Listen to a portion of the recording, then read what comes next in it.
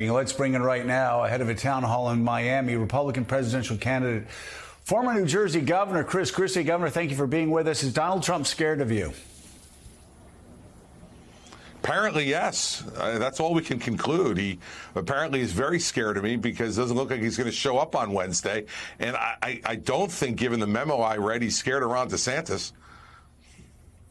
Yeah, well, and you know, Donald Trump, it's always about, as you and I have known him for a very long time. He's always about the show of strength. He's always, very, does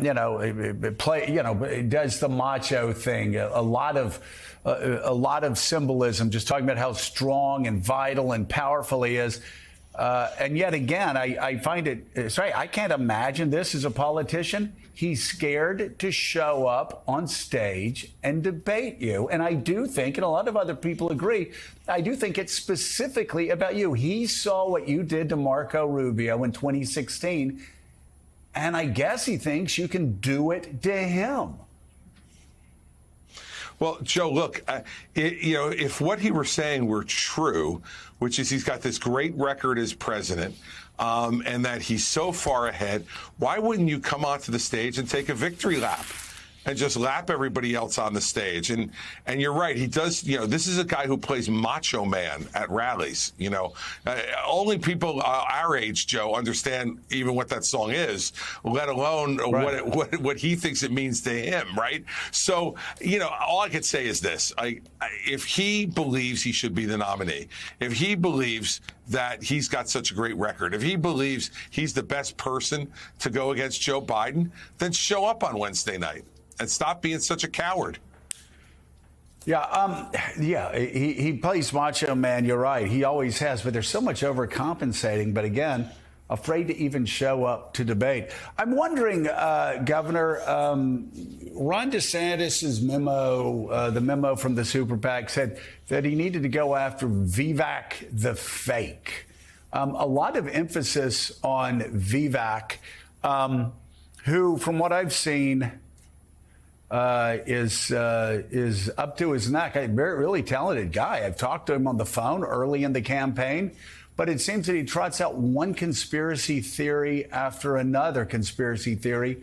I'll be honest with you, for somebody young and talented, I don't understand why he's doing that. Can you help me understand better why he seems to be interested in trotting out all of these conspiracy theories, and even asked whether Neil Armstrong landed and walked on the moon? He said, well, I have no evidence to suggest he did not. So for now, yes. Yeah, no, look, I can't explain it, to tell you the truth. I really can't. And maybe he'll explain it to us on Wednesday night. But I think the bigger question is, Joe, if you're Ron DeSantis and you've been the leading contender for months and months and months now, why that's what you're focused on? And why is your strategy to defend Donald Trump?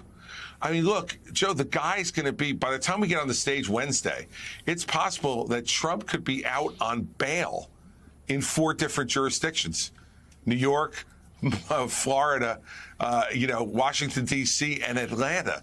I mean, I don't think that's a calling card for a strong front runner for President of the United States to be out on bail. What's sort of the first question be for Bret Baier? Could you review for the voters your restriction releases, what you can and can't do while being released from custody? Oh, my God.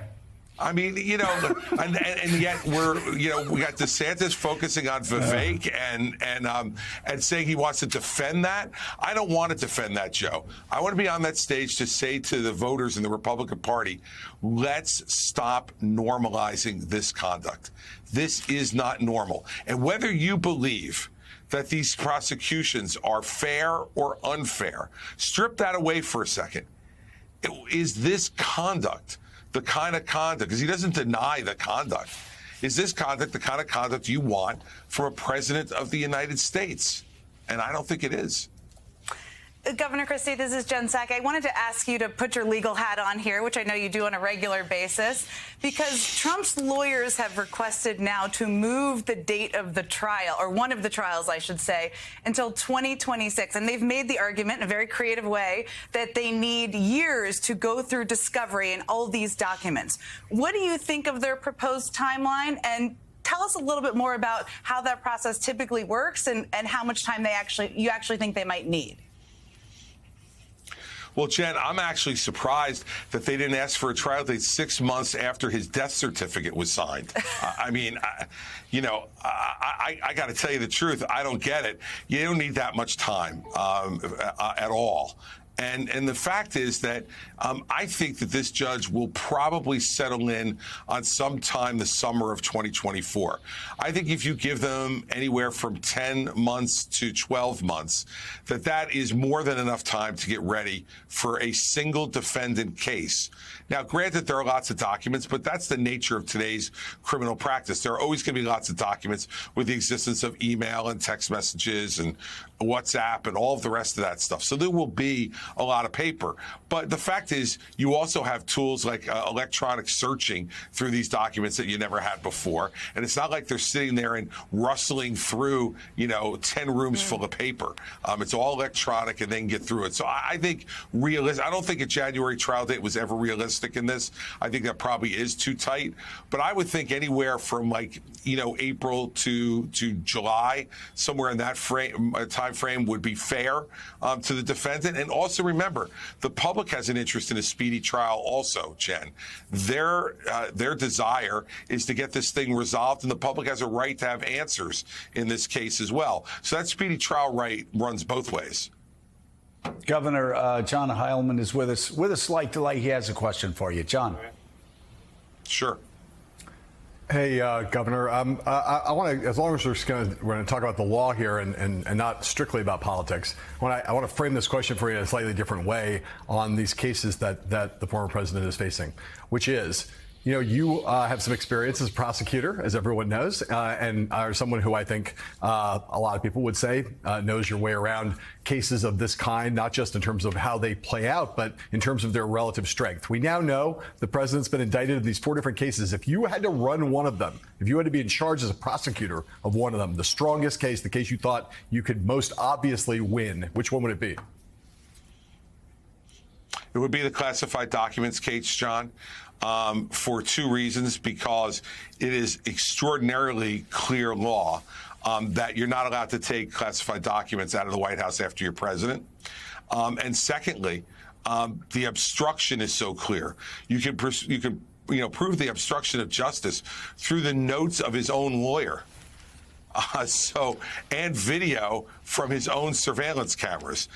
That's pretty good stuff. And then lastly on that case, you have a videotape, or an audio tape rather, of him showing classified documents to people who are not cleared to do it. So those 3 things, that's the case that if I were going to look at the 4 and pick which one I wanted to try personally, give me that classified documents case. And I say one other thing, John, I wouldn't have even charged the documents. I would have just charged the obstruction, and then you would have had all this stuff about who's going to get cleared to see classified documents and how you're going to clear the jury and all the rest of it. This is such a clear obstruction of justice case that would have been sufficient. And that's a case that they probably could have tried, late this winter if they had charged it just that way. And I think Jack Smith made a strategic error in charging all that he did. But factually and legally, it is still the strongest case. Governor Christie, Jonathan Lemire here. Wanted to ask you about the Georgia case. Many have pointed out that this one, of course, is different. It's a state case. It's not federal like the classified documents case. It's not federal like Jack Smith's January 6th investigation. Therefore, were Donald Trump to be elected president again, he wouldn't be able to self-pardon. He wouldn't be able to tell his attorney general to cease and desist the matter. But you deemed that case, the Georgia case this week, you deemed it unnecessary. So with all of that in mind, can you explain why you think that? Yeah, because it's not a prosecutor's job to figure out whether someone, if convicted, could ultimately be pardoned by a political authority. That's not your job. Your job is to investigate a case, to look at the facts and then to look at whether or not there are prosecutions anyplace else, and then make the decision about whether to charge or not.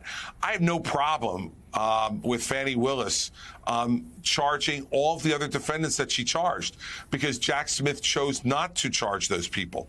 But he did charge Donald Trump for essentially the same conduct that on the federal side that he's now charged with on the state side. And I think that she didn't need to do that. And if there was real cooperation between the prosecuting authorities, they would have decided which person's going to take the Donald Trump case, which person's going to take the case against the others, divided it up that way and moved forward. And that would have been more efficient justice, and I think been perceived as a fairer way to approach it. And when you do it the way she did it, it makes people think you're trying to game the pardon authority. And simply, Jonathan, not our job as a prosecutor to try to game the constitutional political authority. That's not our job.